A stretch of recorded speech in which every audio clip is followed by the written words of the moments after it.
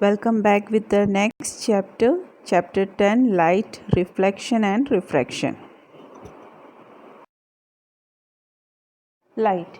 Light is a form of energy which enables us to see objects. A glowing bulb, sun, moon, star, etc. are visible to us due to light energy emitted by them. The moon does not emit light energy, but it is seen by us due to the reflection of sunlight by it. So, light is a form of energy which excites our sense of sight. What are the sources of light? During the day, the primary source of the light is the sun, and the secondary source is the brightness of the sky.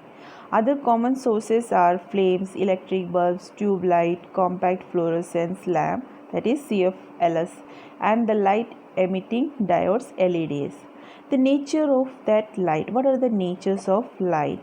Light consists of that electromagnet which do not contain any particles and they do not require any material medium for their propagation. The speed of the light depends on the nature of the medium. In vacuum or free space, they travel as fastest and their speed is 3 into 10 to the power 8 meter per second. In air, the speed is almost same, whereas in glass or water, it reduces considerably. Light travels in a straight line in a vacuum or in homogeneous transparent medium. Light consists of electromagnetic waves which are transverse in nature. There are mainly two types of object, that is luminous object and non-luminous object. Luminous object, the object which emit their own light, are called luminous object. Examples: sun and other stars, lamp, bulb, tube light, candle, etc. Non-luminous object, the object which do not emit their own light but only reflect or scatter the light which falls on them, are called non-luminous object, and the examples are table, chair, animal, plants, planet, satellite, moon, etc. Reflection of light. When a beam of light is incident on a polished surface and is sent back in same medium, this phenomenon is called reflection of light. On reflection of light from a surface, the speed, wavelength and the frequency of light does not change. This is because of that light stays in the same medium, but amplitude and intensity of reflected rays are slightly less than that of incident ray, as same part of the energy is absorbed at the surface. Then some basic terms will be used too in this topic, that are we already studied, that is reflecting surface, point of incident, normal, incident rays, reflected rays, angle of incident and the angle of reflection. This already we discussed in that smaller classes also.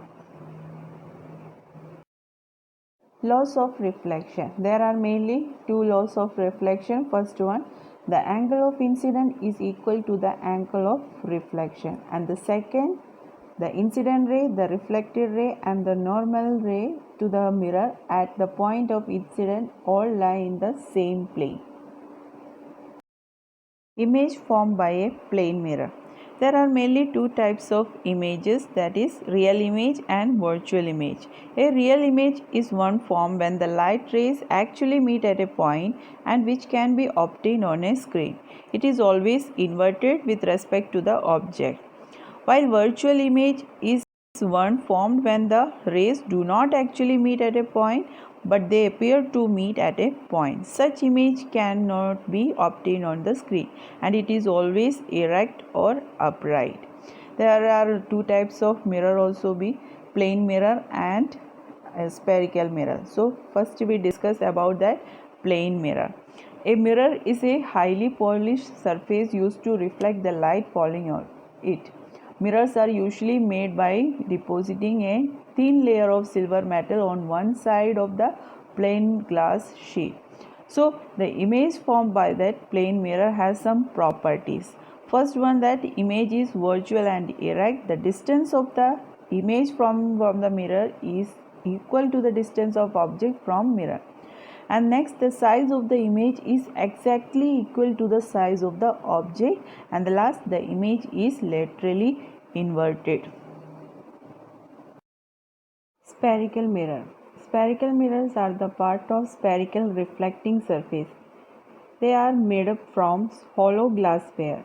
If a portion of the hollow sphere is cut along a plane and silvered, it serve as a spherical mirror. If the portion is silvered such that the depressed surface becomes the reflecting surface, then it is called concave spherical mirror. On the other hand, if the silvering is done so that the surface bulging outward serves as the reflecting surface, then it is called as convex spherical mirror. There are mainly two types of mirror, spherical mirror, that is concave mirror and convex. Concave mirror is one at which the reflection takes place at inner surface and whose outer surface is polished. Second one, convex mirror. A convex mirror is one at which reflection takes place from outer surface and whose inner surface is polished. Terms used in the study of spherical mirrors. First one, center of curvature. The center of the hollow sphere of which mirrors forms a part is called the center of curvature of the mirror. It is represented by point C. Second, radius of curvature. The radius of the sphere of which the mirror forms a part is called the radius of curvature of the mirror, and it is represented by R. Then next, pole. The center of the spherical mirror is called the pole and it is denoted by point P. Then principal axis. The line joining the pole and the center of curvature of the mirror is called principal axis of the mirror. And then aperture. The diameter of the mirror is called the aperture of the mirror. And next, principal focus. The point at which a narrow beam of light moving parallel to its principal axis meets or appears to meet after reflection from the mirror is called principal focus of the mirror and it is represented by F. Then last, focal length. The distance between the poles and the principal focus of the mirror is called the focal length of the mirror and it is denoted by small f. In spherical mirror, the radius of the curvature is twice the focal length. R is equal to 2f or f is equal to r upon 2. Reflection by spherical mirror. Rules for drawing image formed by spherical mirror. The position of the image formed by the spherical mirror can be found by considering any two of the following rays of light coming from a point on the object. First one, if a ray proceeding parallel to the principal axis will after reflection pass through the principal focus in the case of concave mirror and appears to come from the focus in the case of convex mirror. Second one, if a ray passing through the principal focus in the case of concave mirror and the directed towards principal focus in the case of convex mirror will after reflection become parallel to the principal axis. Third one, a ray passing through the center of curvature in the case of concave mirror and directed towards the center of curvature in case of the convex mirror falls normally and is reflected back along the same path. And at last, for the ray incident at any angle at the pole, the reflector ray follows the law of reflection. That means in a concave or a convex mirror, a ray of light directed obliquely at the pole is reflected obliquely, making equal angles with the principal axis.